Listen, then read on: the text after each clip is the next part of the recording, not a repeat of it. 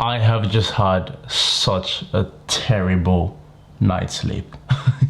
Like, absolutely terrible. And since this channel is all about my journey as a PhD student and taking you along that journey as well, I thought I'll just review how much sleep do I get as a PhD student, and do I actually need sleep as much? And I feel so drowsy. Oh my god, I should probably go back to bed. And since this channel is all about taking you on my journey as a PhD student, I thought I'd review how much sleep I get as a PhD student and how much sleep I need to be functional. To help me with this, I have got my Fitbit. This video is not sponsored by Fitbit or in fact anybody. And so let's review how much sleep I get in a night and in a week as a PhD student. So we're now on the Fitbit app, and as you can see, I had a really busy day yesterday, so I went to bed around 10 p.m, which is not normal sleep time for me. And I got out of bed at 6:27 this morning, and despite it being over 8 hours, I was only asleep for about 4 hours 17 minutes. So pretty much for every 1 hour I was asleep, I was awake for another hour, which is absolutely ridiculous. So let's review what sleep has been like for the past week. I think this past week has been a really good one for me, to be fair, because I haven't really had any sort of pressing deadline, so I've not had a reason to stay up super late or get up super early. I think for even most of the days of last week, I was waking up way past my bedtime. Okay, not way past my bedtime, but I was waking up past my bedtime. So let's look at Monday, for example. I went to bed at like 2:30 and I was up at 7:40. And as you can see, I was awake for about 34 minutes, which is not bad. I mean, compared to this type of sleep pattern I had today. I typically get around 5 hours of sleep. I can function on 4, but 5 is like the ideal one for me. If I can sleep for 5 hours, I can be fine for the whole day.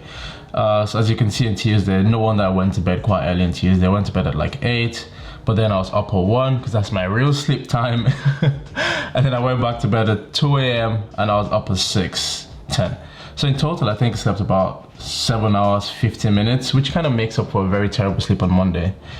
On Wednesday, I slept for a very short amount of time, 3 hours, 6 minutes. And so I had a nap later in the day, this is at 6 p.m. Thursday was like the best night's sleep for me. I don't know what happened. Maybe because I had such a terrible sleep on Wednesday. But I slept for 5 hours, 54 minutes, which is such an achievement for me. I went to bed at my usual sleep time, around 1, 2 a.m. But I got up past my alarm. So I snoozed my alarm severely. I remember snoozing my alarm repeatedly that day.